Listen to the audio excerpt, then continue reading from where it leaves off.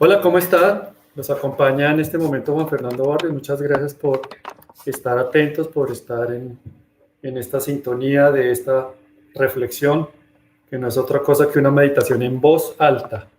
Entonces vamos a ir empezando. Si les parece, vamos a hacer como corresponde una oración de sellamiento, pidiendo a nuestro Señor que nos cubra con su sangre, a la Santísima Virgen María, que también nos cubra con su manto y con su llama de amor. Entonces empezamos en el nombre del Padre, y del Hijo, y del Espíritu Santo. Amén. Oh Padre Celestial, de ti procede toda bendición en el cielo y en la tierra. En el nombre de Jesucristo, tu Hijo bendito y Señor nuestro, con el poder del Espíritu Santo por las santas llagas y de la Santa Cruz, te pedimos que ates, reprimas y reprendas a todo espíritu del mal, y selles con tu sangre nuestro cuerpo, alma, espíritu, mente, corazón y vida, nuestro pasado, presente y futuro, todo lo que somos, tenemos y hacemos. En el nombre todopoderoso de Jesús, en el de San José y en el dulce nombre de María, te pedimos, Señor, que le impidas a Satanás, a Lucifer, hacernos daño en nuestros bienes espirituales y materiales, en nuestras familias, en nuestros trabajos, en nuestros grupos de oración, en nuestras comunidades apostólicas. Amén. Santísima Virgen María, infunde la gracia de la llama de amor de tu inmaculado corazón en nuestros corazones. Crea un círculo de fuego con esa llama de amor y levanta un muro infranqueable que nos haga invisibles frente al mal y frente al maligno. Amén. San Miguel Arcángel, con tu luz ilumínanos, con tu espada de fuego defiéndenos y con tus alas protégenos. San Gabriel Arcángel, lucha a nuestro lado con tus santos ángeles, ayúdanos y ruega por nosotros. San Rafael Arcángel, lucha a nuestro lado con tus santos ángeles, ayúdanos y ruega por nosotros. Santísimo Señor Jesucristo, cúbrenos, sígnanos, séllanos, lávanos, límpianos, purifícanos, blíndanos, protégenos, conságranos y libéranos con tu preciosísima sangre. En el nombre del Padre, y del Hijo, y del Espíritu Santo. Amén.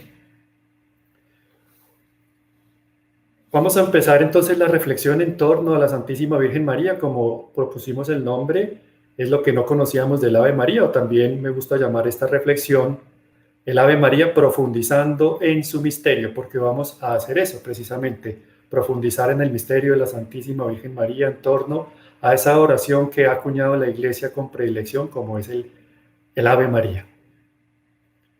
Cuando uno tiene la gracia, la dicha, el honor, el privilegio de entrar en contacto con una persona y empezar a descubrir en la intimidad ese secreto que habita la persona, ese secreto que la hace perfectamente individual, no como alguien más de la serie, no, sino que inhabita en esa persona algo que la hace diferente y que la caracteriza y le da una impronta personal, una belleza.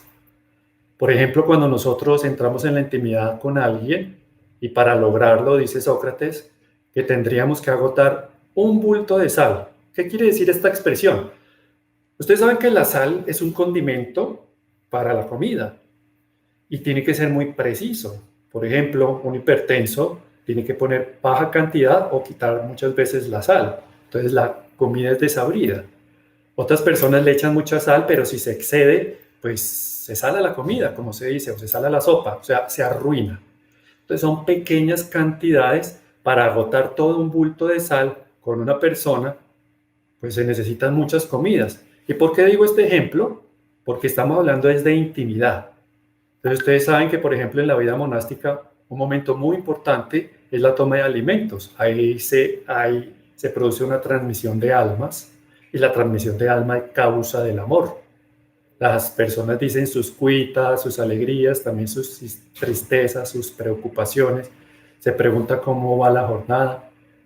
Y sin darse uno cuenta, uno empieza a entrar en intimidad en un proceso que aparentemente podría ser un proceso digestivo, pero que no lo es. Simplemente la toma de alimentos sirve como pretexto, además de obviamente nutrirnos, para entrar en intimidad con una persona. ¿Por qué estoy diciendo todo esto? Porque cuando nosotros rezamos la primera parte del Ave María, eso es lo que hacemos. En la primera parte le decimos a la Santísima Virgen María: me he dado cuenta de tu secreto, sé quién eres, conozco tu intimidad, me he dado cuenta de tu belleza, sé que eres la amada, la consentida, y que eres la madre también de ese verbo que se engendró en tu vientre, y que eres la esposa de aquel que nosotros vamos a denominar nuestro Paráclito, nuestro Consolador, nuestro Santificador. Eso es lo que hacemos en la primera parte del Ave María, decirle a ella que me he dado cuenta de tu secreto, conozco tu belleza. Y si vemos en la segunda parte del Ave María, nosotros no decimos ruega por mí para que esto se solucione, o ruega por mí para que yo obtenga este otro beneficio, no. Nosotros lo que hacemos en la segunda parte del Ave María es lo que se debe hacer en toda buena oración. No pedimos nada.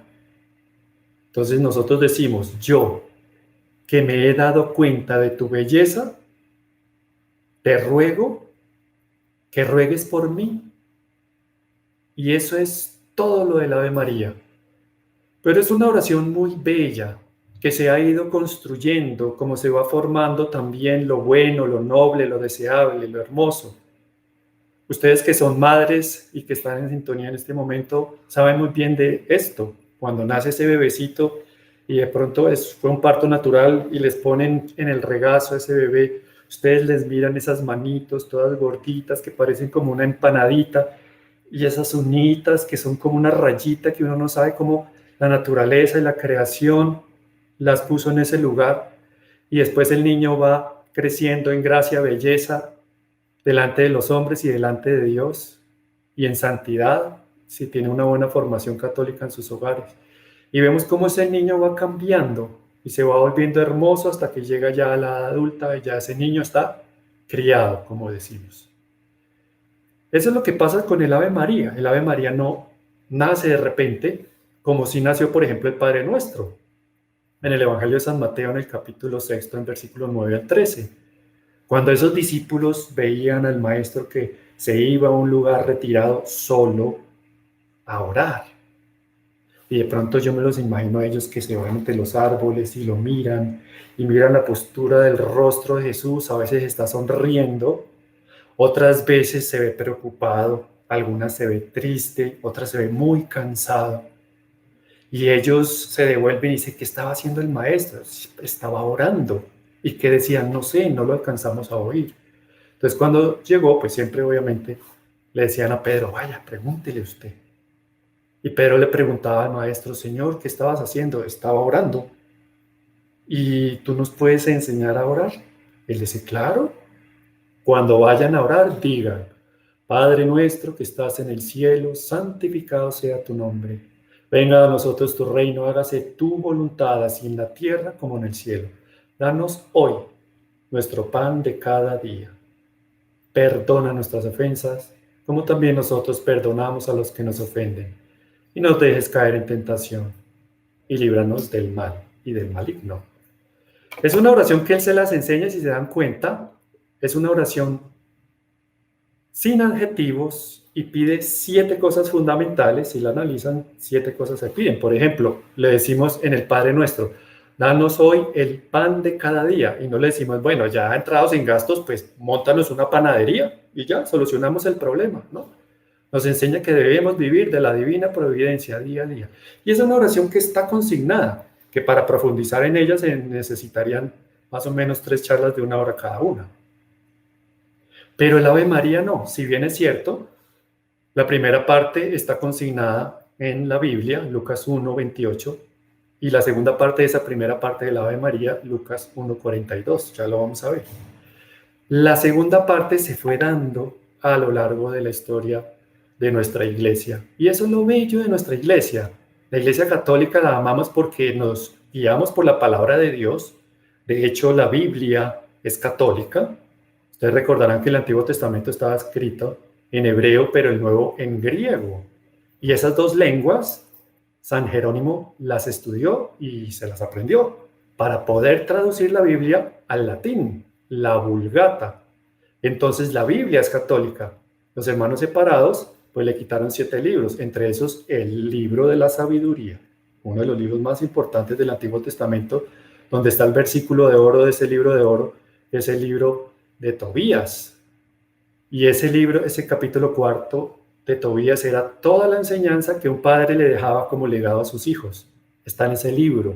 Y ese versículo 4, en ese versículo 4, en ese capítulo está el versículo 15, que es: no le hagas a nadie lo que no quieras que te hagan a ti. Eso es bíblico. Si tan solo viviéramos ese versículo del Antiguo Testamento, yo pienso que la humanidad iría mucho mejor. Entonces, la Biblia se traduce al latín y podemos obtener para nuestra iglesia un pilar, pero nos faltan 2. Necesitamos un trípode mínimo funcional. ¿Por qué digo esto? Porque ustedes saben que una mesa se sostiene con 6 patas, con 5 patas, con 4 patas, con 3 patas y ya. Con 2 patas no se sostiene, ni una tampoco. Entonces necesitamos un trípode para sostener la iglesia. 1, la palabra de Dios, la Biblia, ya lo vimos. 2, magisterio ordinario de la iglesia. Tenemos la sucesión de todos los papas, desde Pedro hasta el Papa Francisco. Está toda la sucesión de cada uno de ellos. Y el 3, la tradición, que es tradición oral. Ustedes saben que no se escribió nada antes del Génesis durante 1000 años y luego se puso por escrito el Génesis. Y luego en el Nuevo Testamento no se escribió nada durante 15, 16 años hasta que se consigna ese primer libro que pues no es libro sino una carta de la carta de San Pablo a los tesalonicenses, y luego se va construyendo todo el Nuevo Testamento con los evangelios. Entonces, eso hace parte también de nuestra tradición, la tradición oral, lo que los discípulos aprendieron y los apóstoles directamente de Jesús, y luego se fue comunicando primero verbalmente hasta que se pone por escrito. Entonces, por eso el Ave María sí está en la Biblia, y ya lo vamos a ver. Entonces, como decimos, el Ave María se va construyendo poco a poco, poco a poco. Entonces, en este momento me voy a poner como una especie, digamos, de profesor de religión. Entonces, vamos a hablar un poquito de historia. Yo no sé si a ustedes en el colegio les gustaba la historia. A mí me gustaba mucho la historia. Lo que no me gustaba eran los quizzes y los exámenes, porque pues había que utilizar mucha memoria y uno entraba como ese vacío del estómago del estudiante, que yo sé que ustedes y yo lo tuvimos cada vez que saquen una hoja y uno queda paralizado. Primera pregunta: no, por favor, no he estudiado, por favor, en historia. Entonces ahí uno no lo disfrutaba, pero ahora, como profesor de religión en este instante, paréntesis, pues sí vamos a disfrutarlo, porque primero no tenemos que aprendernos de memoria todo lo que yo voy a decir, es lo primero. Pero como decía por ahí algún pensador, no importa lo que tú digas, porque muchas veces se va a olvidar. Lo que sí importa es lo que te hizo sentir eso que escuchaste. Y yo sé que ustedes van a sentir es un amor profundo por el Ave María. Y el Ave María de ahora en adelante, yo les aseguro, no va a ser rezada de la misma manera. Cada rosario, cada vez que vamos a desgranar esas cuentas del rosario, va a tener una forma diversa y va a acariciar nuestro corazón. Porque precisamente eso es lo que nosotros hacemos cuando nosotros rezamos el Ave María. Lo que estamos haciendo es tener la gracia, el privilegio, la dicha y el honor, vuelvo y lo repito, de acariciar el alma de la Santísima Virgen María y de rozar su corazoncito. ¿De dónde viene el Ave María? La primera parte que tenemos como referencia es en el siglo VI, en la reforma bautismal siríaca de Severo de Antioquía. Luego pasa un tiempo y nos encontramos en el siglo número 7. En ese siglo VII hay una ciudad, Luxor, en Egipto, y encuentran un fragmento de terracota. El fragmento de terracota es un pedazo de barro. Haga de cuenta con lo que se construían las ánforas y los poporos de barro. Y había una inscripción y decía: Dios te salve María, llena eres de gracia. Se salta la parte del Señor es contigo y prosigue: bendita eres entre todas las mujeres y bendito es el fruto de tu vientre, porque has concebido al Señor, al Hijo de Dios, al Redentor de nuestras almas. Eso está en un fragmento escrito de terracota. Y en ese mismo siglo VII también se encuentra una inscripción similar en Santa María la Antigua, en Roma, en el año 650. Después pasamos ya al siglo número 12. En el siglo XII habían ya las abadías muy populares. Había una abadía que eran las cluniacenses. Ellos reclutaban monjes y se dedicaban a la oración. Y tenían dentro de la norma orar el salterio, o sea, los 150 salmos, que lo distribuían a lo largo de la semana. Pero habían personas que estaban en oficios menores, que eran los que no sabían leer y escribir, y estaban en la cocina, y estaban en la portería, y en oficios varios. Y ellos pensaron, ellos tienen que participar también de toda la vida espiritual, pero como no saben leer y escribir, entonces bueno, no pueden leer los salmos, vamos a decirles que en vez de los 150 salmos, oren, recen 150 Padres Nuestros. Y así llegamos a las abadías cistercienses que tomaron esa misma idea, pero en vez de los Padres Nuestros empezaron a orar la salutación angélica, que ya lo vamos a ver, la salutación angélica del Ave María, que es el saludo del ángel a la Virgen, y complementado con el saludo de Isabel. Entonces, Lucas 1:28, Dios te salve María, llena eres de gracia. Lucas 1:42, Isabel, bendita eres entre todas las mujeres, bendito el fruto de tu vientre. Y así lo oraban. Luego, pasamos ya del siglo número 12, vamos al siglo XIII. Entonces nos encontramos con una figura muy importante y es el Papa Urbano IV. ¿Por qué tiene una connotación importante en el Ave María el Papa Urbano IV? Porque él fue el que bautizó el fruto de ese vientre. Si recordamos, en el siglo VII, en el fragmento de terracota en Luxor, en Egipto, decía, bendito el fruto de tu vientre, pero no decía el nombre de ese fruto. Entonces, ¿quién le puso el nombre? El Papa Urbano IV, en ese momento. Y en ese mismo siglo, el siglo XIII, en el año 1255, se hizo un sínodo regional. Ustedes saben que los sínodos son reuniones de obispos en un lugar específico, no como un concilio que ya es en Roma, ya más grande. Por ejemplo, acabamos de vivir el sínodo de la Amazonía, que no fue en la Amazonía, sino en Roma, para tocar temas puntuales de la región. Entonces, en la ciudad de Valencia, en el año 1255, se hizo un sínodo regional en ese lugar y se tocó este tema. Y la Iglesia empieza a formular y a recomendar esa primera parte del Ave María, como la venimos desarrollando. Luego pasan 100 años y en el siglo XIV, en un breviario de los cartujos, de estos monjes cartujos, encontraron la oración ya como se fue construyendo, pero hay un añadido en ese siglo XIV y es, ruega por nosotros pecadores. Se le añade la palabra pecadores en ese siglo XIV en un breviario de los cartujos y la Iglesia le pareció eso hermoso y muy necesario hacerlo y la cuña ya dentro de la fórmula que se está dando del Ave María. Porque 100 años, pues, se decía, ruega por nosotros ahora. Y ese ahora se le añadió porque en mediados de ese siglo también hubo una peste, como la estamos viviendo ahorita con este año 2020 de la peste, de la pandemia.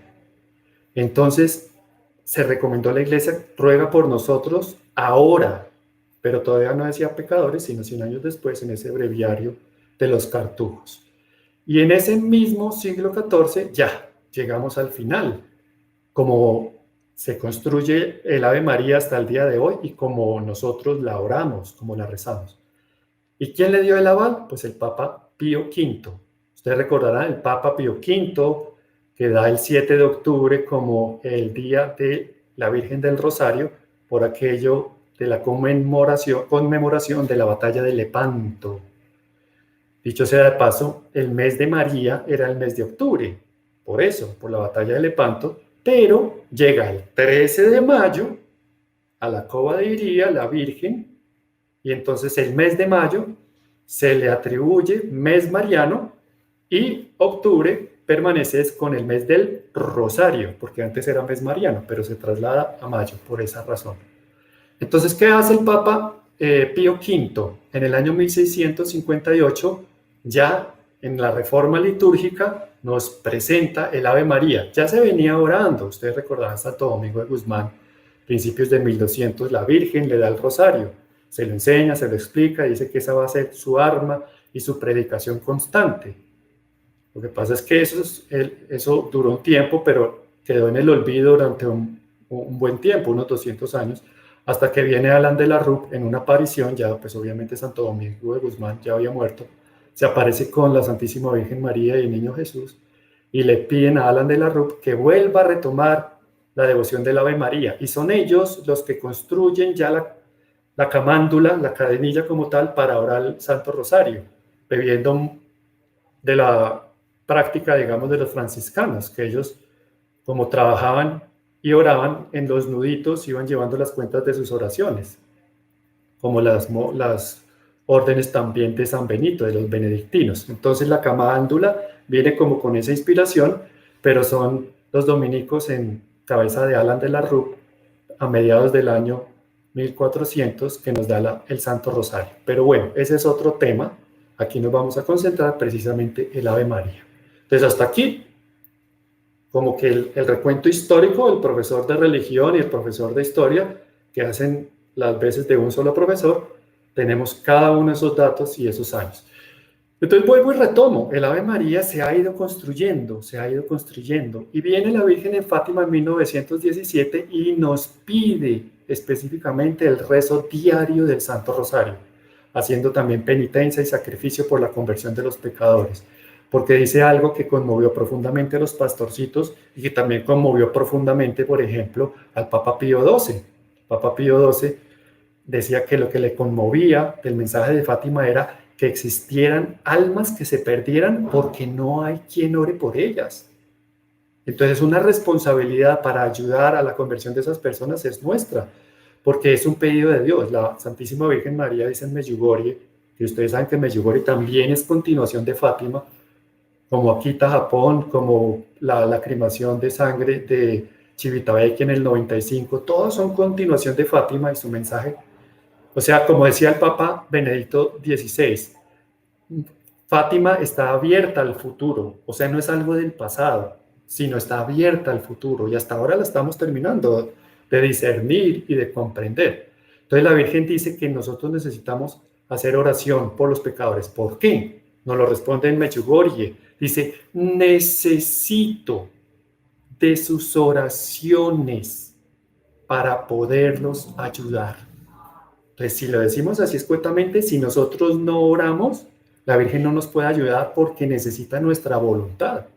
Necesita atesorar nuestras oraciones para cernirlas a través de ese sedazo purísimo que se convierte en su corazón para ponerlos a los pies de la cruz.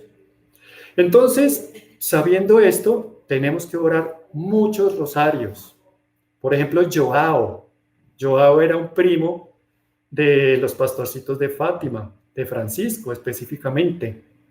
Y en la causa de beatificación, cuando estaban ahí y los iban a nombrar ya, los iban a canonizar santo, él estaba ahí y lo hicieron pasar. Una persona con breves palabras, tímida, y pasó con su rosario en la mano y dijo, yo lo único que tengo que decir es que si mi primo Francisco, desde la aparición, todo el tiempo estaba rezando el rosario porque la Virgen le dijo que tendría que rezar muchos rosarios para poder ir al cielo. Si un niño totalmente puro, con ese privilegio de haber estado en presencia de la Madre de Dios, tuvo que rezar esa cantidad de rosarios, ¿quién más yo debo hacerlo, que soy un pobre pecador? Por eso todo el tiempo yo estoy rezando el rosario. No tengo nada más que decirles. Mostró su rosario y fue y se sentó. Entonces son testimonios breves, en pocas palabras, que nos asaltan el corazón. Y el rosario, pues todos sabemos, está construido por los misterios de la vida de Jesús con su madre, precedido por un Padre Nuestro, una música de fondo, que son las 10 Ave Marías, y culmina en la adoración de la Trinidad Santa. Y vamos a hablar de esa música de fondo, y le vamos a dar ese pequeño protagonismo el día de hoy, y es el Ave María. Y vamos a empezar parte por parte. Como lo decíamos, la Biblia en el Nuevo Testamento, en la traducción, se consignó en latín. Y nosotros siempre hemos pensado que la palabra ave de la oración en latín del Ave María es una palabra latina, porque decimos Ave María, gratia plena, Dominus tecum, benedicta tu in mulieribus et benedictus fructus ventris tui, Iesus. Sancta Maria, Mater Dei, ora pro nobis peccatoribus, nunc et in hora mortis nostre. Amén. Ese es el Ave María en latín. Y como ven, comienza con Ave María, gracia plena. Y pensamos que la palabra ave es una palabra latina. Y resulta que la palabra ave es una palabra de los cartagineses, los enemigos de los romanos en ese tiempo histórico. Y ellos entablan una guerra, las guerras púnicas, porque a los cartagineses se les llamaba los púnicos. Entonces, si nos damos cuenta, en un intercambio bélico también no hay un intercambio cultural. Y esa palabra ave a los romanos les gustó y se la quedaron. Por eso ellos saludaban Ave César. ¿Por qué? Porque la palabra ave significa que tengas vida. Eso significa la palabra ave, que tengas vida. Y por eso ellos saludaban Ave César. De hecho, así se burlaron de Jesús cuando lo coronaron. Ave, el rey de los judíos. Y esa fue la palabra que el ángel le dijo a la Santísima Virgen María. Ave María, gracia plena. Por eso con ese saludo yo me imagino que la Virgen se pone rojita, se pone toda coloradita cuando el ángel la saluda de esa manera. ¿Por qué? Porque me está saludando como una reina. Y no solamente me saluda saludándome como me saludó, sino que se inclina para hacer ese saludo. Entonces ella se pone rojita porque la Santísima Virgen María estaba acostumbrada a mirar solamente a Dios. Y en ese momento, amorosamente y entre comillas, San Gabriel la obligó a mirarse a sí misma, cuando estaba acostumbrada solamente a ver a Dios. Entonces la palabra significa que tengas vida. Y si nos damos cuenta, un dato curioso, la palabra ave es la palabra Eva puesta de revés. Y la palabra Eva significa madre de los que viven. Es el nombre que le puso Abel a su mujer, porque al principio solo se llamaba mujer. Y él le pone el nombre de Eva. Y Eva significa madre de los que viven. Y la Santísima Virgen María se le dice ave porque es madre de aquel que dijo de sí mismo, yo soy el camino, la verdad y la vida. O sea, es madre de aquel que nos va a comunicar la vida. Pero si nos damos cuenta nosotros en español, no decimos ave, decimos Dios te salve. La palabra salve significa que tengas salud, salud, pero no salud como ausencia de enfermedad, sino que tiene una connotación más del shalom de los judíos, de los hebreos. Y, o sea, significa que tengas paz, armonía, equilibrio, sosiego, tranquilidad, que tengas plenitud de amor, etc. En una palabra, que tengas salvación, porque la palabra salvación resume todo eso. Cuando estemos en la salvación, en la visión beatífica, eso es lo que vamos a sentir. Un gozo imperturbable, una alegría que no se puede conmutar, un sosiego, una tranquilidad, un deseo de amor que se sacia sin saciar. ¿Quieres más amor? Se te da más amor. Todo eso es el shalom de los judíos. Y eso significa la palabra salve, Dios te salve. Y la palabra María, ¿de dónde viene la palabra María? Dios te salve, María. Si atendemos al origen de la palabra, vemos que del griego se le dice Mariam y del hebreo se le dice Miriam. Y si vamos a atender a las etimologías, vemos que de la lengua del antiguo Egipto se parte esta palabra en dos. Miria, mir, que significa la amada, y ya es la abreviatura del nombre de Dios. Al nombre de Dios se le decía en el Antiguo Testamento Yahvé, yo soy el que soy. Entonces la abreviatura Ya, entonces es Miria, o sea, la amada de Dios, de la lengua del Antiguo Egipto. Pero de la lengua antigua siríaca se le dice es Mir, para decir Miriam. Mir significa la soberana, o sea, la esposa del rey, porque a la esposa del rey se le llama soberana.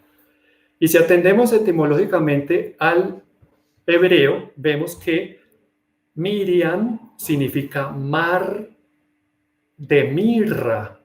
Y por la pedagogía del pesebre en Navidad, nosotros recordamos que la mirra es amarga. Fueron uno de los 3 dones de los Reyes Magos: oro, incienso y mirra. Y la mirra son hierbas amargas. O sea, mar de mirra, mar de amargura. Porque la Virgen nos engendró a cada uno de nosotros en un parto dolorosísimo, hecho de un inmenso dolor al pie de la cruz. Entonces, las 3 etimologías, como nos damos cuenta, nos dan pistas claves, porque la Virgen es la amada de Dios, la esposa del Rey, la soberana, y aquella que nos engendró en un parto dolorosísimo al pie de la cruz, cuando Jesús le dice: mujer, he ahí a tu hijo, hijo, he ahí a tu madre. Y viene ese parto espiritual donde se conforma definitivamente la familia de Dios. Ya lo vamos a ver un poquito más a profundidad. Dios te salve, María, llena eres de gracia. ¿Por qué le decimos llena eres de gracia? La Santísima Virgen María es llena, es de gracia porque es inmaculada en su concepción. Dogma de la Iglesia, bajo el pontificado del Papa Pío IX, en el año 1854. Se promulga ese dogma que bebió ya de esa exhortación elocuentísima de Duns Scoto, cuando estaban haciendo esa discusión, y él la exorcizó con palabras breves pero elocuentes, que oírlas es un poquito enredado, pero en resumen podíamos decir que Duns Scoto, hacia mediados de 1300, dijo en torno a la Inmaculada Concepción: pudo Dios, quiso Dios, convino Dios, luego la hizo inmaculada. ¿Pudo Dios o no podía? ¿Convino Dios o no le convenía? Luego la hizo inmaculada.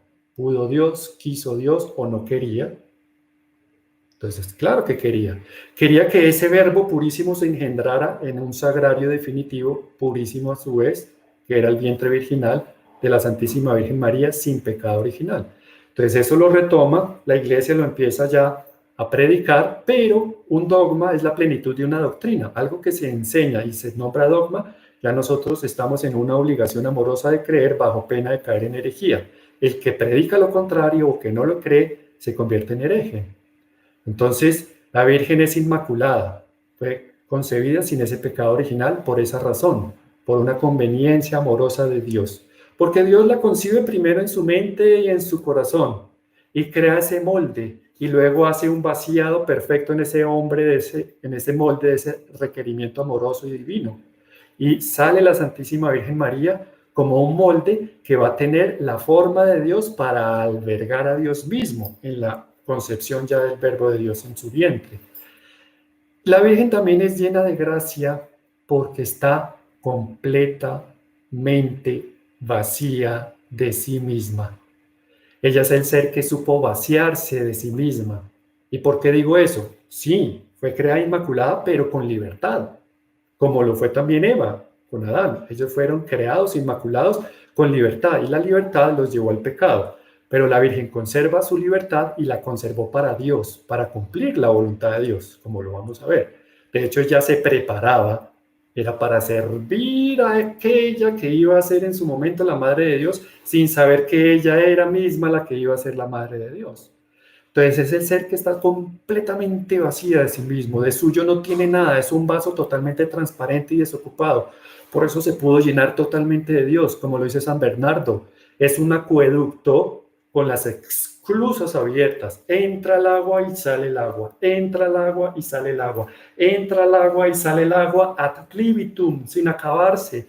¿Quieres más agua se te da porque las esclusas están abiertas y el llenado es permanente con la gracia de Dios. Por eso la Virgen es plena de gracia de Dios. En la Anunciación ya era la Virgen llena de gracia por haber sido inmaculada en su concepción.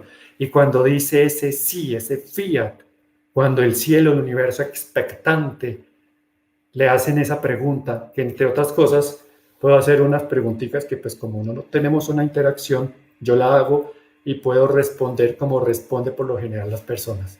¿Quién fue el primero en rezar el Ave María? Ese común siempre responden y respondimos en su momento, fue el ángel San Gabriel. Y la respuesta no es correcta, porque el primero en rezar el Ave María fue Dios Padre, porque el ángel venía de parte de Dios. Era como un mensajero que venía en bicicleta con el blue jean metido entre la media para que la cadenilla no le ensuciara con grasa la media, el pantalón, y se levanta, se quita el casco y tiene un sobre y lo lee. Entonces dice, Dios Padre te manda a decir, par puntos prosigo y con entonado acento yo te digo, Dios te salve María, llena eres de gracia, el Señor es contigo. El ángel es un mensajero y lo que importa es el mensaje, no el mensajero. Entonces el primero en rezar el Ave María fue Dios Padre. ¿Quién fue el segundo en rezar el Ave María? Ya lo vamos a ver cuando veamos la parte de que nos compete el Ave María, pero digámoslo ahora para no dividir la idea. El segundo en rezar esa segunda parte de la primera parte del Ave María, la gente responde, fue Isabel, porque Isabel fue la que pronunció esas palabras. Pero resulta que si ponemos atención dice, Isabel, movida por el Espíritu Santo, dijo, y lo dice como carismática porque estaba llena del Espíritu Santo, no lo dijo toda pocadita y bendita eres entre todas las mujeres y bendita entre todas. No, dice, bendita eres entre todas las mujeres y bendito es el fruto de tu vientre, Jesús. Bien carismática lo dijo. Entonces lo dice el Espíritu Santo, esa segunda parte. Y la tercera parte, y para reunir a la Trinidad, pues el niño, el fruto de ese vientre, que ya se lo bautizó Urbano IV, Jesús, expectante ante ese saludo de Isabel.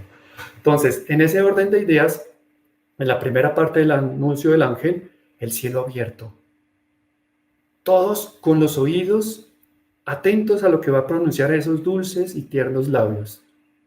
La mirada puesta en ella, porque la Santísima Virgen María en ese momento es una hambre saciada, una pobreza colmada, una plenitud regalada por aquel que se fijó en ella por su pureza, pero se encarnó en ella por su humildad. En ese momento el cielo expectante oye esas palabras, sí, hágase en mí según tu palabra. Pasa en ese instante de ser llena de gracia a ser plena de gracia, plenitud de gracia y amor. Y desde aquel momento María guardaba y meditaba todas esas cosas en su corazón como serían en su momento consignadas en los evangelios. Entonces, en ese orden de ideas, por eso ella es, Dios te salve María, llena eres de gracia, llena es llena. Si la Virgen hubiera tenido un pecado chiquitico, ya no podía ser llena de la gracia de Dios, porque de suyo no tiene nada. Y eso le valió la facultad de aplastarle la cabeza a Satanás, como estaba profetizado desde antiguo en el Génesis. Pondré enemistad entre ti y la mujer, y ella te aplastará la cabeza cuando tú la hieras en el calcañal. El calcañal es el talón, es decir, nosotros. Claro que el demonio nos va a herir. Obvio, y lo ha hecho muchas veces, y lo está haciendo en este momento. Pero el demonio gana escaramuzas, porque la guerra ya la ganó Dios en la cruz. Y sobre todo que si nos escondemos permanentemente debajo de las enaguas de la Santísima Virgen María, ella no va a permitir que el demonio nos haga un daño definitivo. Puede que nos hiera y eso nos sirve para robustecer nuestra fe y volvernos avesados en las lides de la batalla espiritual. Es pedagogía de Dios que eso lo permita. Pero la Virgen está con nosotros porque es llena de gracia y llena es llena. Dios te salve María, llena eres de gracia, el Señor es contigo. El Señor es contigo es una expresión que la podemos extraer del libro de los Proverbios del Antiguo Testamento, donde se habla de la sabiduría en un capítulo que es el 8. Ahí se dice, al inicio de tus tareas, de tus obras antiquísimas, pensó en ti. ¿En quién pensó? En la sabiduría. Al principio de sus tareas, al principio de sus obras antiquísimas, pensó en ti. Habla de la sabiduría. Pero la Iglesia Universal, poco a poco, va atribuyendo, y ahora se hace así, esas palabras a la Santísima Virgen María. Porque es cierto, Cuando Dios va a hacer todo el universo hechura de sus manos, que brota desde las entrañas de su corazón, cuando crea las galaxias, los universos, los planetas, los sistemas, la tierra, separa la bóveda del cielo, está creando sus obras antiquísimas, al principio de sus tareas. Pensó todo en orden a la criatura, porque él quería entrar en un matrimonio espiritual con la criatura. Es decir, establecer en la tierra como una tienda del encuentro. Esa tienda del encuentro es esa carpita donde está el Santa Santorum, o sea, el arca de la alianza, donde se creía que estaba consignado la presencia de Dios. En ese momento entra Dios y eso era lo que él quería, entrar en matrimonio con la criatura, pero vemos cómo su plan se ve truncado con Adán y Eva, pero él tenía dentro de su mente ya la respuesta a ese fallo y era la Santísima Virgen María. Y eso es lo que hace en la Anunciación, si se dan cuenta, en ese momento la Virgen, vuelvo y lo digo, cuando pronuncia el sí, viene el Espíritu Santo y entra en matrimonio espiritual con la Santísima Virgen María. Dicho sea de paso, cuando un alma se consagra a la Santísima Virgen María, produce entre muchos efectos y cosas maravillosas que esa alma consagrada a la Santísima Virgen María invoca al Espíritu Santo y viene el Espíritu Santo en ese corazón por ese llamado amoroso que ha recibido y cuando entra a ese corazón la encuentra a ella, a su amada, a su consentida, a su mirada permanente puesta en ese corazón, a su mimada, y toma asiento en ese corazón y no vuelve a salir. Y eso uno lo puede ver en los sacerdotes que aman entrañablemente a la Santísima Virgen María, cómo se habla de ella a través de esos labios, con una tesitura, con un lenguaje, con una cadencia especialísima. Esos sacerdotes cómo son de afectuosos. ¿Por qué? Porque está la presencia maternal de Dios en ellos a través de su unción y su gracia sacerdotal. Entonces, un corazón que se consagra a la Virgen recibe también, entre tantos otros, que sería otro tema, el privilegio de recibir con esa unción especialísima al Espíritu Santo. Entonces, Dios hace matrimonio espiritual con la Virgen en la Anunciación y lo sigue manifestando. Por eso ella se presenta en estos tiempos históricos como profetisa de esos últimos tiempos. Ella también viene como una mensajera, no a hablar a título personal, sino a hablar lo que la voluntad de Dios quiere que ella pronuncie y quiere que ella eduque a través de ella con su maternidad, porque es madre, modelo y maestra. Entonces, por eso ella es, el Señor es contigo, porque estuvo desde antes que fuera concebida, está desde su concepción y lo sigue estando en estos tiempos históricos, porque la maternidad no se puede ejercer a distancia, sigue estándolo. Dios te salve María, llena eres de gracia, el Señor es contigo.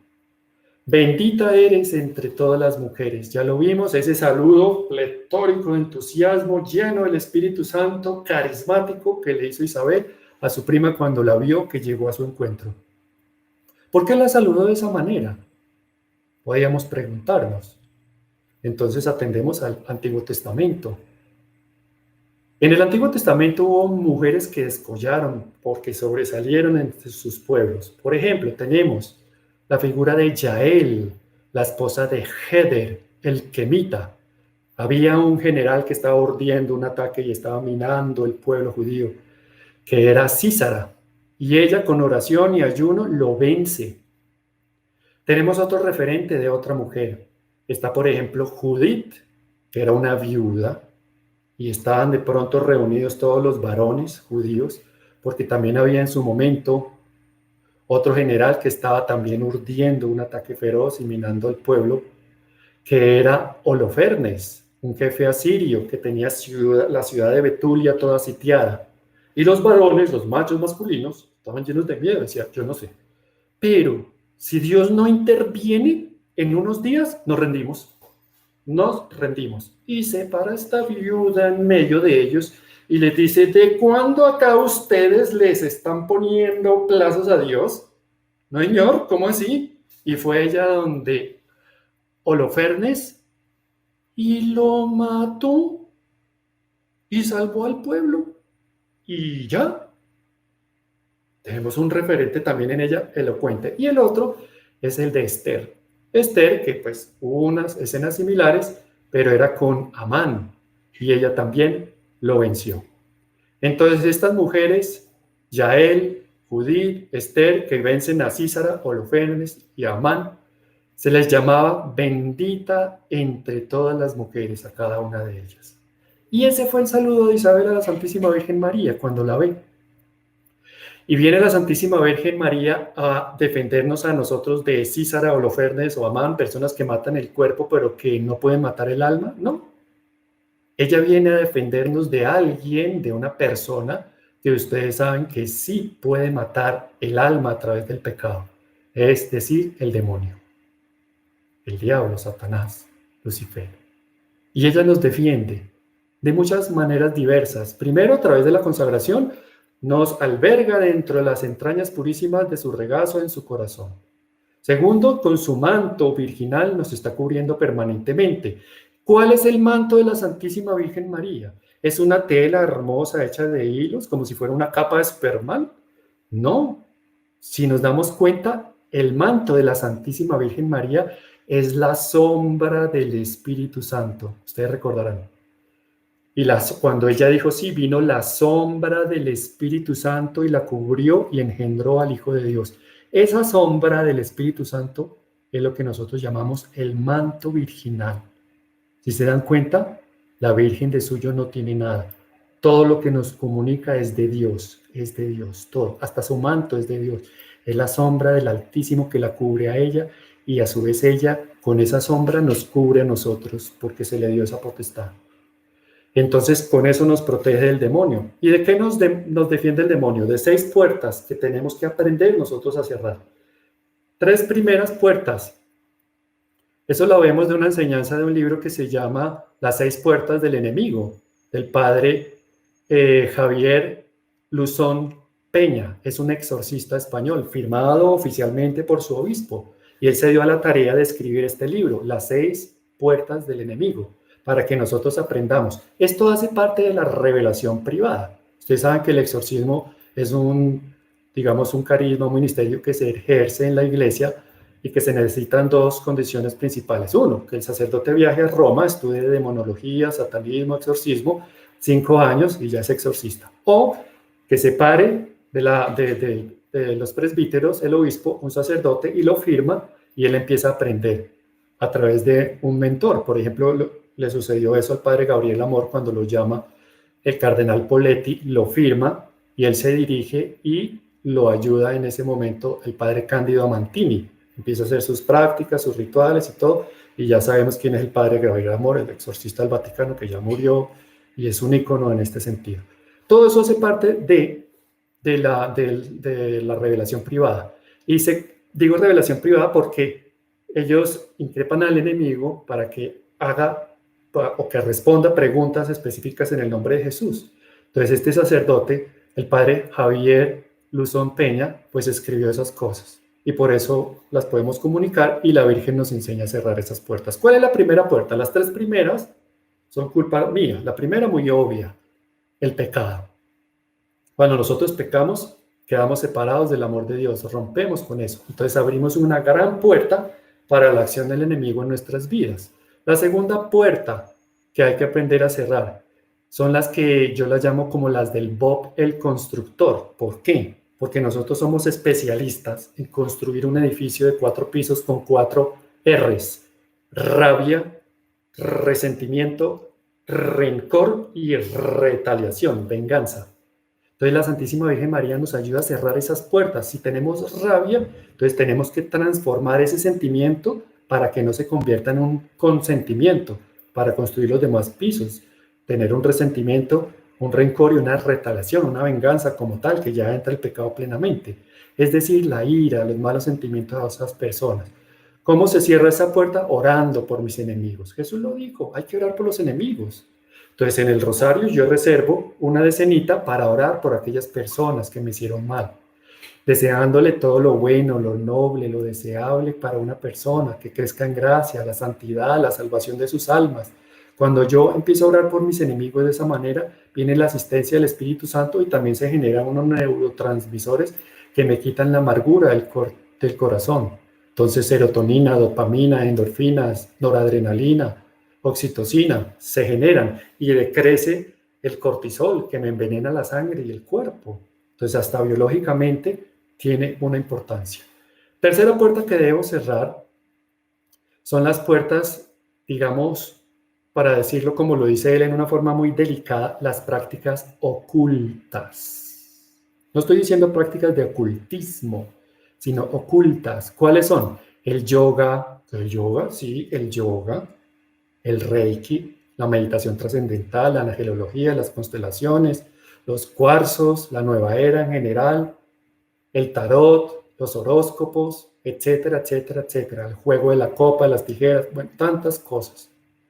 Específicamente el yoga, por ejemplo, si ustedes buscan en YouTube, hay un monje, que hoy en día es monje, pero antes era un yogi.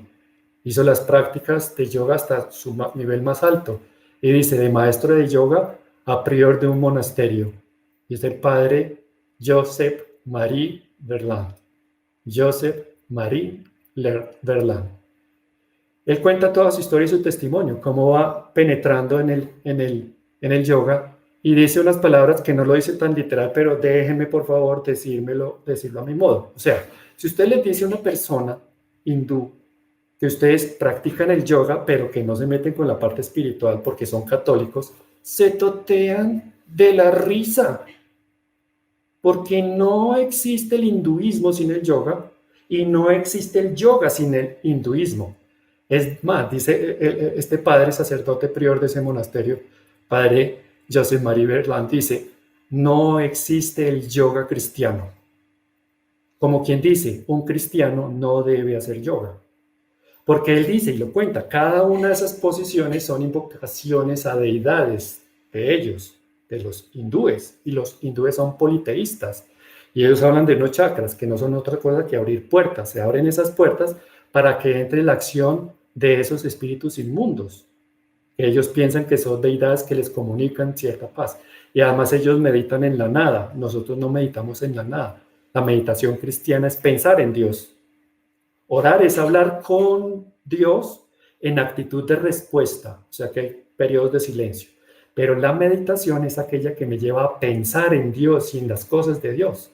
Entonces viene y me comunica a través de esos tres dones del Espíritu Santo que son de sabiduría, ciencia y entendimiento. Me van comunicando a través de la meditación cristiana. O sea, yo no medito en la profundidad, en la nada, en el vacío, no, eso no es cristiano. Entonces, un poquito de énfasis, las personas que hacen yoga investiguen un poquito más, entérense, porque esto es un tema polémico. Pero si ustedes les preguntan a los exorcistas, ellos son los que cuentan eso, como en su ministerio de exorcismo muchas de las posiciones han sido porque personas se metieron tanto en estos temas del yoga y demás, que luego empiezan a tener vejaciones, infestaciones, obsesiones, hasta francas posesiones.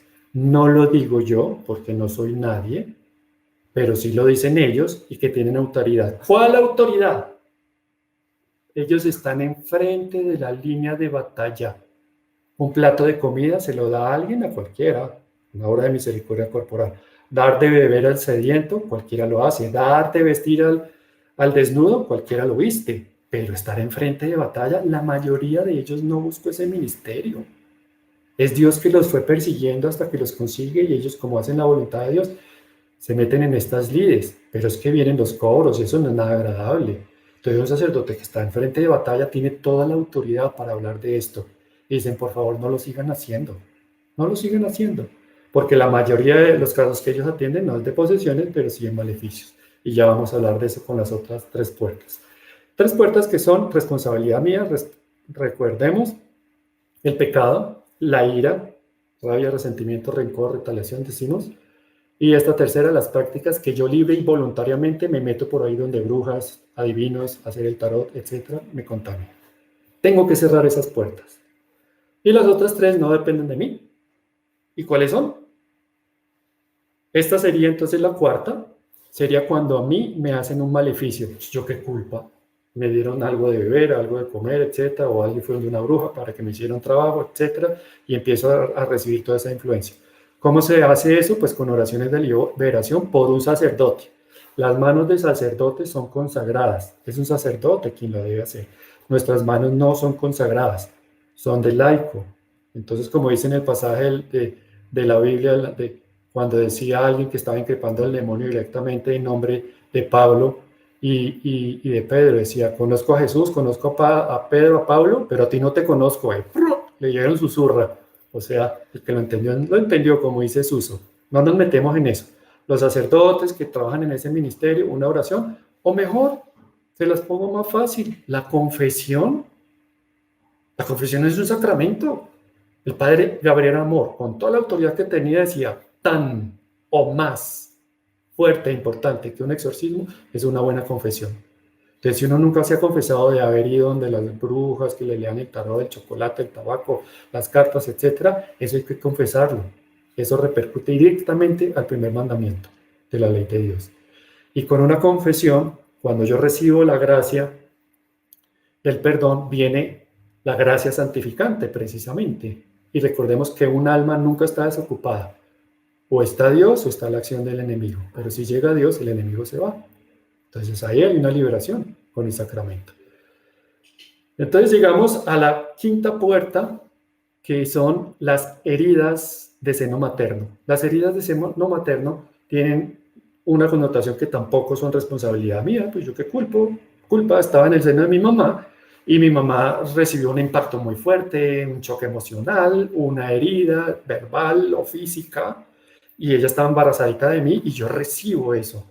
Entonces me deja a mí psicológicamente con ciertas vulnerabilidades, que si yo empiezo a caminar por caminos no santos, esas vulnerabilidades psicológicas me pueden hacer más susceptible para la acción demoníaca. Y la última puerta, no la voy a explicar porque se genera mucho conflicto, son las heridas ancestrales o cadenas intergenéricas, o sea, de mis antepasados. Dice que muchas de estas heridas, está consignado en los evangelios, en la Biblia, se heredan hasta la cuarta, quinta, sexta generación. ¿Cómo se hace eso? Pues mandando decir misa por mi árbol genealógico, misa por los difuntos, y ya está. No hay oración más grande que la Santa Eucaristía. Yo puedo hacer oraciones pidiendo a Dios que corte esas herencias intergenéricas, que es un tema polémico. Hay gente que cree y hay gente que no cree. Entonces, como dice Carlos Alberto, si yo no creo, no pasa nada, pero en la dualidad de la palabra. No pasa nada, es que tranquilo, no hay problema, no estás pecando, no estás faltando, no es dogma de fe, esto es revelación privada. Pero tampoco pasa nada, es que pues no va a haber una acción en tu vida. Entonces, me parece un acto hasta además piadoso, generoso con nuestro árbol genealógico, decir misas por nuestros fieles difuntos, por línea paterna y línea materna, y con esa intención Dios va rompiendo esas cadenas porque se hereda también lo físico. De hecho, por ejemplo, si ustedes miran a esta mujer hermosa, es, con todo el respeto lo digo, pero yo sé que a Dios le gusta oírlo, es la Virgen. Jesús era la Virgen con barba, porque como lo dice el milagro del anciano, solamente tenía esa muestra de carne del ventrículo izquierdo del miocardio, 23 cromosomas. ¿De quién? De la Virgen. O sea, toda la herencia física de Jesús era de María. Entonces yo tengo un hermano gemelo y somos iguales, compartimos la misma carga genética. Con más razón Jesús, que solamente era la de la Virgen, pues el rostro de Jesús era muy similar al de la Virgen. Entonces también como sería la carga física, mis canitas, yo empecé a tener canitas a los 15 años, porque no me escapé de la herencia, papá y mamá pelo blanco. Lo mismo también hereda uno, y dicen los psicólogos de los años 60 que han estudiado esto, que se heredan también el temperamento, cuestiones de carácter, y se salta a generación. O sea, lo más parecido que uno va a poder tener de pronto sus referentes son los abuelos, no mi padre. Entonces todo eso está estudiado. Entonces lo mismo, se pueden heredar, así como se hereda lo físico y lo psicológico, también la parte espiritual. Pongo un ejemplo, una persona que hizo un negocio y se volvió millonaria, pero a costa de haber hecho malos negocios, haciendo negocios ilícitos, habiendo, como decimos en Colombia, tumbado a muchas personas, o sea, las robó, fraudulento, y esa persona no murió en gracia. Entonces se pueden heredar esas familias que no levantan cabeza, que todo les sale mal, que los negocios no prosperan, porque tienen esa cadena. Lo mismo cadenas de temperamento, el irascible, el egoísta, el acérrimo perseguidor de causas diversas a su propia concepción, etc. Todo eso se va cortando con las Eucaristías por mi árbol genealógico y se benefician también esas almas Sí, alguna de ellas todavía está en el purgatorio y nadie ora por ellas, porque ustedes se dan cuenta, ¿qué hacemos nosotros? Muere una persona, la misa de difunto, luego el novenario, luego una misa cada año y ya está. Y resulta que esas almitas tenían un estado tal que necesitan muchas eucaristías que no se hacen. Entonces todo sirve, todo sirve. Entonces, ahí vamos, en esa parte. Bendita eres entre todas las mujeres, porque la Virgen nos defiende principalmente del enemigo y nos ayuda a blindarnos para que la gracia de Dios opere mejor en nosotros. Bendita eres entre todas las mujeres, y bendito el fruto de tu vientre, Jesús. Esto es muy simple de explicar. El fruto del vientre de la Santísima Virgen María es bendito porque es Dios quien está en ella. Es más, el fruto de ese vientre es la que termina de santificar a la Santísima Virgen María. La hace crecer porque la hace también robustecer su voluntad para que a lo largo de su día, de sus días, de su vida, no vaya a pecar más. Y esa fue la expresión que también hace Isabel. Cuando San Juan el Bautista brincó en su vientre y la criatura saltó de gozo en su vientre. ¿Qué nos recuerda eso? También un pasaje del Antiguo Testamento. Ustedes recuerdan cuando estaba aproximándose el rey David a la ciudad santa de Jerusalén con el Arca de la Alianza. El Arca de la Alianza es esa especie de cofre que tenía 75 centímetros de altura, 75 centímetros de ancho, 1,5 metros, 2 metros de largo, con una tapa encima que se le llama propiciatorio. Y encima de esa tapa, 2 querubines de oro con las alitas enfrentadas, mandados a hacer por Dios. Ay, miren que Dios sí manda a hacer imágenes. Claro que Dios manda a hacer imágenes. Los querubines también de madera de acebuche de 5 metros de altura y las alas también media similar de madera de acebuche, que es una especie de madera de olivo silvestre, la serpiente de bronce, el Espíritu Santo vino en forma de paloma, la zarza ardiente de Moisés. Dios no es una zarza hecha a fuego que no se consume, es una imagen. El Apocalipsis, todo es en imagen, una mujer vestida de sol con la luna bajo sus pies, coronada de 2 estrellas, Apocalipsis 12, los jinetes del Apocalipsis, las copas, etcétera, etcétera. Dios no solamente permite hacer imágenes, sino que fue Él el que hizo millones y millones y millones y miriadas de imágenes. Luego no decimos que nosotros somos imagen y semejanza de Dios. Y lo veíamos cuando Felipe le pregunta a Jesús, muéstranos al Padre. Le dice, Felipe, ¿aún no me conoces? Quien me ve a mí ve al Padre. Jesús es imagen del Padre. Entonces Dios permite hacer imágenes, lo que no permite es hacer ídolos. Ídolos. Y del hebreo antiguo, o sea, hay varios nombres para las imágenes. Una se llama pesel. Pesel es imagen ídolo. Pituash es una imagen que se pinta. Y selen es una imagen de bulto. Eso es del hebreo. Entonces Dios no permite hacer pesel. Pesel es el becerro de oro. ¿El becerro cómo se le llama? Un ídolo. Y se le rendía un culto para los hebreos que se llama el shasha, que es como del griego el proscuneo, que significa una imagen ídolo, para idolatrar. Eso es lo que está prohibido. Está prohibida la idolatría de las imágenes, no hacer las imágenes. Porque dice el Concilio de Nicea del año 787 que se recomienda el culto de las imágenes, el segundo Concilio de Nicea, 787, se recomienda el culto a las imágenes no por lo que son, sino por lo que representan. Ustedes que están en sintonía en este momento oyendo estas palabras, ¿quién de ustedes adora una imagen? La veneramos, es un culto de veneración, no idolatría, que es de adoración. Si esta imagen ahorita yo hablando la tropiezo y se me cae, no se me rompió Dios, se rompió la imagen. Entonces compro otra y la mando a bendecir, me recuerda a la Virgen. Pero bueno, dejemos hasta ahí, en esta parte. ¿Por qué? Estábamos en el Arca de la Alianza, que tiene imágenes, y adentro estaba contenido las tablas de la ley, la vara de Aarón y el maná. Entonces los judíos creían que en ese cofre estaba la presencia de Dios. Iba danzando el rey David con un roquete de lino, muy vaporosito. Y entonces él iba bailando todo feliz, acercándose a la ciudad santa de Jerusalén. Y un detalle, estaba ahí presente la hija de Saúl, Mical, y ella criticó ese acto tan sencillo, tan humilde del rey David, por lo que iba con un roquete de hilo transparente y dijo, qué desfachatez, cómo está vestido así, bailando del arca de la alianza, y lo criticó. Y cosas pues que al entendimiento humano se salen de las manos. Dios la castigó a ella por haber dicho esas palabras, por haberlo criticado, y no fue fecunda ella, la dejó sin hijos.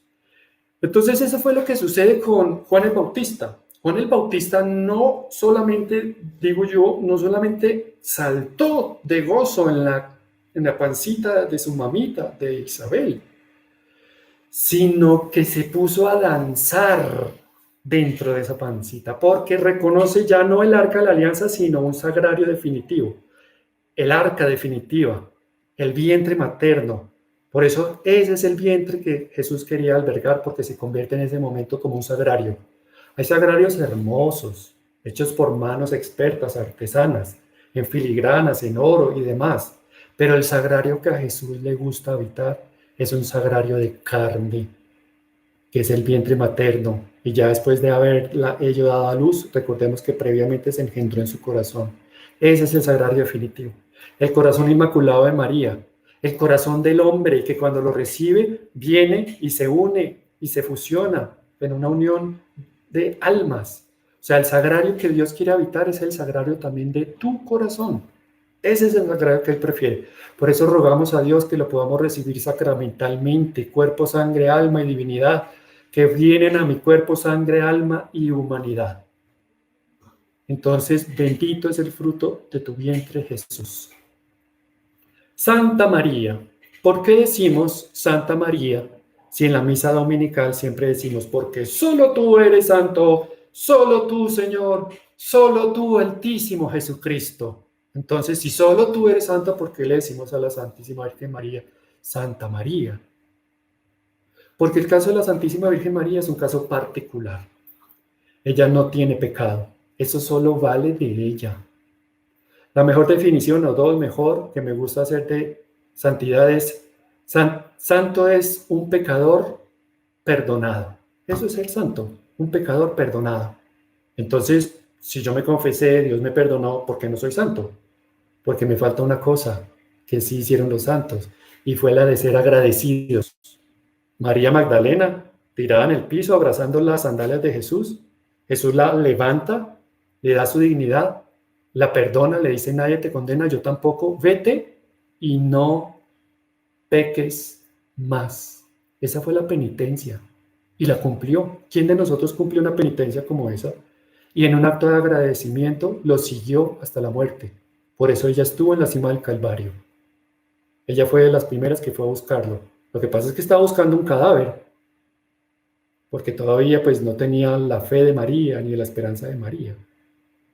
Pero ella estuvo ahí a tempranas horas, o sea, fiel, santa, y ahora llamamos Santa María Magdalena, santa. Otra definición de santo que me gusta mucho decir a mí es cuando mi voluntad y la voluntad de Dios se hacen una sola. A eso, ¿cómo se le llama? Santidad. Y eso siempre lo conservó la Virgen. La voluntad de ella estaba hecha una sola, unida a la voluntad de Dios. Por eso la Santísima Virgen María el 13 de mayo va a la cova de Iría, no por iniciativa propia, sino manifestando la voluntad de Dios. Entre esas, la consagración a su corazón inmaculado. Mi Hijo desea que las almas se consagren a mi corazón inmaculado. Quienes así lo hagan serán como flores puestas por mis manos para adornar el trono santo de Dios. O sea, es voluntad de Dios, no de ella. Y guardar los 5 primeros sábados también es voluntad de Dios para reparar el corazón de su mamita, no de ella. Todo ella lo hace referencia a su Hijo Jesús, a su Padre y a su esposo, el Espíritu Santo. Entonces, por eso ella es Santa María, porque eso solo vale de ella, por ser la Inmaculada Concepción. Santa María, Madre de Dios. Madre de Dios es el título que se da a la Virgen porque está en los Antiguos Testamentos, porque Jesús es Dios. Entonces, ya que hemos hablado bastantico de Isabel, ella dice, ¿de dónde acá la madre de mi Kyrios viene a visitarme? ¿Qué significa Kyrios? Señor, con mayúscula. No se le decía Señor a nadie, solo a Dios. Entonces, ¿de dónde acá la Madre de Dios viene a visitarme? Ahí ya está. Pedro, capítulo 16 de San Mateo. ¿Quién dice la gente que soy yo? Entonces responde con una respuesta chismosa. Ay, como la red, ¿no? A nosotros nada se nos escapa. Entonces responden, yo oí que decían que tú eras Elías. No, espérate. Yo oí que decían que tú eras Jeremías. Y dice, yo no oí, yo vi que una persona estaba hablando y le pude interpretar los labios y uno dijo que es que Moisés. ¿Cómo le parece? Y Jesús dice, muy bonito. Bueno, ¿y ustedes? ¿Ustedes quién dice que soy yo? Pues la gente dice, porque ya lo compromete a uno, ¿no? Ya llevaban un tiempo caminando con Dios. A ver, ¿no me conocen? Tanto que me han oído, no me conocen. Ustedes, a ver, díganme ya. Ustedes saquen una hoja. Primera pregunta. ¿Quién dice ustedes que soy yo? Y empieza uno a mirar para un lado, para el otro. ¿Y ahora quién va a responder? Pues ¿quién? Pues el de siempre, Pedro. Y entonces Pedro dice, tú eres el Mesías, el Hijo de Dios vivo, el que debía venir. Jesús se queda mirando y dice, wow, Pedro, te felicito, porque esto no te lo ha revelado la carne, sino mi Padre que está en el cielo, y yo te digo, tú eres Pedro, y sobre esta piedra edificaré mi iglesia católica. A mí me gusta decirlo así, porque la iglesia de Jesús es la iglesia católica. El cabeza de Pedro, la acaba de fundar, Pedro. Él antes se llamaba Simón, caña quebradiza, y ahora lo llama piedra que construye. Y vemos más adelante cuando les anuncia que va a ir a Jerusalén, los sumos sacerdotes, los escribas, los ancianos lo van a matar, pero él va a resucitar y lo llama aparte. Pedro, no, Señor, eso no puede ser, no, ¿cómo así?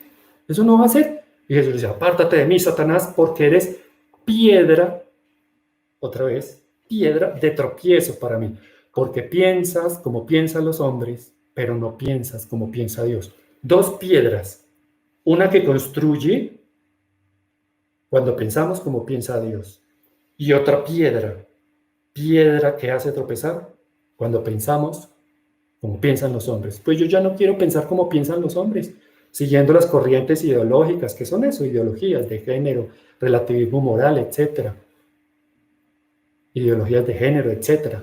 Yo prefiero pensar como piensa Dios, o sea, como piensa su iglesia, su esposa, que hace eco a las palabras de Dios. Entonces, en ese momento, ya vimos que Pedro también le dice, tú eres el Mesías, el Hijo de Dios. ¿A cómo se le llama al Hijo de Dios? ¿Cómo se le llama? Dios. Entonces, María es Madre de Dios. Bien, después el concilio de Éfeso en el año 431 bajo el pontificado San Celestino I, que se promulga, digamos, el rompimiento de esa herejía, que Nestorio decía que la Virgen era madre de dos naturalezas, que Jesús tenía dos naturalezas, una humana y una divina, pero que la Virgen era madre de la naturaleza humana de Jesús, pero no era madre de la naturaleza divina de Jesús. ¿Qué quiere decir eso? Que la Virgen no era madre del Dios hombre, o sea, madre de Dios. Entonces hicieron ese concilio, ya estaba Cirilo a Alejandría, y dijo, yo no sé cómo va a ser esto, pero la iglesia siempre ha enseñado que la Virgen es Madre de Dios, y esto lo tenemos que resolver. No nos podemos parar de aquí hasta que nosotros no resolvamos esto. Entonces la iglesia se inventó una palabra que se llama unión hipostática, hipóstasis. La naturaleza divina asume la naturaleza humana sin aniquilarla y coexisten las dos, pero conserva el yo. El yo es divino, o sea, la persona de Jesús, sustancia individual de naturaleza espiritual. Desde la filosofía eso es persona. Y él conserva su yo, su persona, en una forma divina, es divina. Y la Virgen es madre de una persona, no es madre de un ser humano, sino una persona que tiene un nombre propio y se llama Jesús. Entonces María es madre de Dios. Un poquito elaborado porque Nestorio decía, por ejemplo, preguntando uno, Jesucristo, verdadero Dios y verdadero hombre, ¿verdadero o falso? Verdadero. Jesucristo, persona, perfecto Dios y perfecto hombre. ¿Verdad? Eso es verdadero. Pero si decimos Jesucristo, persona divina y persona humana, ¿verdadero o falso? La gente dice verdadero y no. Es falso. Porque en Jesús no hay dos personas, hay dos naturalezas. y una sola persona que es divina. Luego, Jesús es Dios. Un poquito más elaborado, pero para complementar, sobre todo, pues haciéndole caso a San Pablo, porque San Pablo fue el que nos puso en estas, dijo, ustedes tienen que dar testimonio de la fe que profesan y para dar testimonio hay que formarse. Entonces, esto es formación para dar testimonio de lo que creemos. Sobre todo, hermanos separados que nos dicen este tipo de cosas, nosotros ya podemos argumentar de alguna manera. Madre de Dios, Santa María, Madre de Dios, ruega por nosotros pecadores. Esto se le dio a la Santísima Virgen María al pie de la cruz. Cuando el demonio le estaba volviendo hacia atrás ese brazo y se lo estaba torciendo y le hace pronunciar a Jesús esas palabras tan incomprensibles, inclusive para muchos teólogos que no han profundizado en ese misterio. Cuando Jesús dice en ese momento de kenosis, de abandono, Dios mío, ¿por qué me has abandonado? Ese era el momento del demonio porque el demonio tuvo una aliada en Eva y ese fue su acierto. Pero el demonio tuvo un fallo, no contó con la Santísima Virgen María. Se podrá diferenciar entre muchas cosas la Santísima Virgen María en que la Santísima Virgen María es madre y en cambio Eva no era madre en el momento de la tentación. Podrán separar a un padre de una madre. Podrán separar a un esposo de su mujer. Pero muy difícilmente podrán separar a un hijo de esa madre. Por eso el aborto es un pecado diabólico, porque logra que la madre se separe de su hijo. Es más, que sea la misma madre la que lo mate. Entonces, en ese momento que ese brazo estaba ganando el pulso a Jesús, el demonio, tuvo ese fallo. Y la Santísima Virgen María se pone al pie de la cruz, como ella estuvo en su momento en el año 40, al pie de un apóstol cansado. Santiago, cuando venía allá del Finisterra, allá en Cantabria, el mar Cantábrico, en Galicia, venía todo caribajito porque las conversiones no se producían.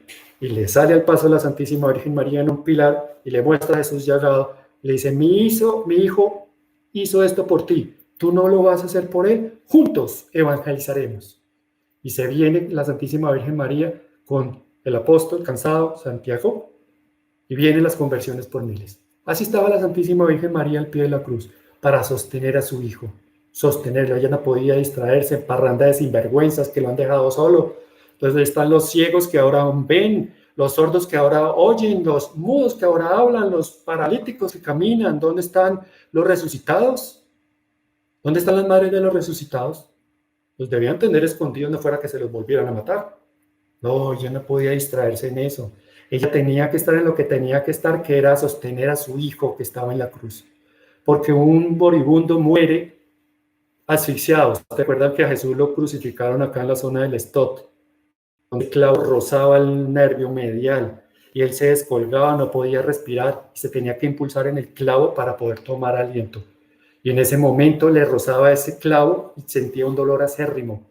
O sea, un moribundo asfixiado no puede decir cosas que no sean sino importantes. Y él dijo, mujer, he ahí a tu hijo, he a tu madre. Y se forma la familia definitiva. Adán y Eva era una familia de 2 personas. Luego viene Noé, era una familia ya más numerosa, entra en el arca. Viene Abraham, era una tribu, entonces padre de una tribu. Luego viene, en este momento, después de Abraham, viene Moisés. Moisés, Dios padre de un pueblo. Y luego viene el rey David, padre de un reino. Ahora, Dios, padre de todo el universo, donde tenemos un papá que es Papito Dios, un hermano mayor, Jesús, un paráclito que nos consuela, una mamá que es la Santísima Virgen María. En ellos tenemos nuestros hermanos mayores también, en los santos. Dios no quería que pasáramos este tránsito temporal por la vida huérfanos y nos la entrega. Por eso es que ella puede orar por nosotros pecadores, porque se le dio ese mandato. Y desde aquel momento la Virgen se lo tomó muy en serio. En ese momento era madre de Jesús, pero ahora es madre de todos nosotros. Y eso solo vale también de ella, porque carga en cada uno de nosotros una historia, un destino. ¿Qué mujer va a cargar el destino de un asesino? De pueblos, de naciones enteras que hacen la guerra, que asesinan, de tiranos, de traidores de la patria, como los tenemos en ejemplos numerosos. Ella lo hace y lo asume. Eso solo vale de ella, porque es la esposa de Dios. Entonces ella asume a esos hijos también. Como lo dice San Bernardo, en Jesús coexiste en un equilibrio perfectísimo la justicia y la misericordia, pero en la Santísima Virgen María Solo existe la misericordia, porque es mamá. Y también, como lo veíamos, ruega por nosotros pecadores ahora, ahora. Hay un libro de un autor cristiano que se llama C.S. Lewis, que se llama Cartas del Diablo a su sobrino. Y es un demonio ya anciano que se quiere retirar porque está cansado y empieza a adiestrar a su sobrino en las lides de la tentación humana. Entonces él le dice, nunca permitas que la víctima, es decir, nosotros, vaya a orar. No lo permitas. Pero si no lo logras, mándalo al pasado para que se ponga a rumiar la amargura de ese pasado. O mándalo al futuro para que tenga temor por el porvenir. Pero nunca lo dejes en el presente, porque el presente continuo es lo más parecido a la vida eterna. Y en el presente es cuando se derrama la gracia actual. Entonces vamos a hacer que la pierda. Va a perder esa gracia. Mañana vendrá otra y nos encargaremos de eso. Pero será otra gracia, porque cada gracia es diferente porque Dios hace nueva todas las cosas. Siempre. Entonces el pasado no existe y el futuro tampoco. Entonces, como siempre decimos, el pasado a la divina misericordia, el futuro a la divina providencia y el presente al divino amor. Que pierda ese amor, que lo pierda. Entonces eso es lo que hace el demonio, que nosotros nos desconcentremos de nuestra oración. Por eso tenemos que estar concentrados en el ahora, en este momento, y que ya estamos terminando esta charla, que ustedes han estado muy atentos, cosa que se las agradezco, y que yo le doy también la gracia a la Santísima Virgen María, porque, o sobre todo más bien a Jesús, por haber compartido su mamá hermosa con nosotros, porque nos dio esos tres tesoros, la Eucaristía, la cruz, tesoro amargo, pero tesoro al fin y al cabo. Y la Santísima Virgen María, el tesoro más dulce de su corazón. Por eso la presencia de la Virgen también dulcifica la amargura de nuestras propias cruces. Y ahora, porque vendrá otro ahora, y con eso finalizamos. Vendrá otro ahora, y es el momento de nuestra muerte. Dice Santa Teresa de Ávila, que ella describe la vida como un castillo interior que tiene varias moradas. En la sexta es el tránsito por la muerte para llegar después a la presencia de Dios. En ese momento, cuando estamos en nuestro lecho, viene un asalto definitivo, certero y mortal del enemigo. Y él se disfraza, y póngase el disfraz que se ponga, la careta que se ponga, siempre tiene algo en común. Dale una patada a Dios y muérete. Maldice, reniega, dale una patada a Dios. Mira, ahí en una cama, tirado, ofuscado. Ay, y tú sí que ibas a todos los grupos de oración. Ay, hasta la comunión. Y eso, hacía las oraciones mirando para el cielo, parpadeando 3 veces más rápido de lo normal. Evangelizaste, ayudaste a tantos. Y ahora ahí tirado en una cama y te dejaron solo. No vale la pena. Reniega y muérete. Dale una patada a Dios y muérete, porque si le das una patada a Dios y reniegas, ya estás perdido. Pero él no contaba que nosotros amamos a la Santísima Virgen María, que nos consagramos a ella, que pertenecemos al corazón del cuerpo místico de Jesús, que es la Santísima Virgen María. Porque un consagrado a la Santísima Virgen María pertenece al cuerpo místico de María, que es el corazón del cuerpo místico de Jesús. Y la Santísima Virgen María, cuando nos consagramos a ella, sucede algo que a mí me seduce hasta las lágrimas, que ella también se consagra a mí. Así como yo le pertenezco a ella por medio de la consagración, ella también me pertenece a mí por esa consagración. Ella se consagra a mí. Lo que pasa es que ella sí es fiel, y como es fiel, va a estar en mi lecho de muerte, en ese cruce de sus manos, en ese hueco de su manto, es decir, en una cunita donde me va a cunar y me va a recibir como si fuera su bebé mimado y consentido, para que cuando yo llegue al cielo se puedan decir esas palabras. Ama tanto a María que cuando llegues al cielo Jesús diga, he oído a mi madre hablar mucho de ti. Sigue al lugar de los bienaventurados. La Santísima Virgen María va a estar ahí, y donde está la Santísima Virgen María, el demonio no puede estar porque no la soporta, no le es lícito estar a ella. Entonces, por eso le decimos cientos de miles de veces en los rosarios, ruega por nosotros pecadores, ahora y en la hora de nuestra muerte. Batalla final que se ha vencido. para la gloria de Dios, con un tránsito, el que Dios tenga reservado por el purgatorio, o si Dios los quiere, por medio de esa enfermedad, habremos cumplido nuestro purgatorio y luego a esa visión beatífica, donde veremos el rostro de Dios por la pureza que nos ha regalado la Santísima Virgen María. Bienaventurados los puros de corazón, porque ellos verán a Dios. Finalizo con lo siguiente. Una palabra que alguna vez yo le oí al Padre Santiago Martín en un triduo pascual del año 2014, que yo he estado viviendo y los que se han consagrado a la Virgen también han estado viviendo de pronto en forma intuitiva.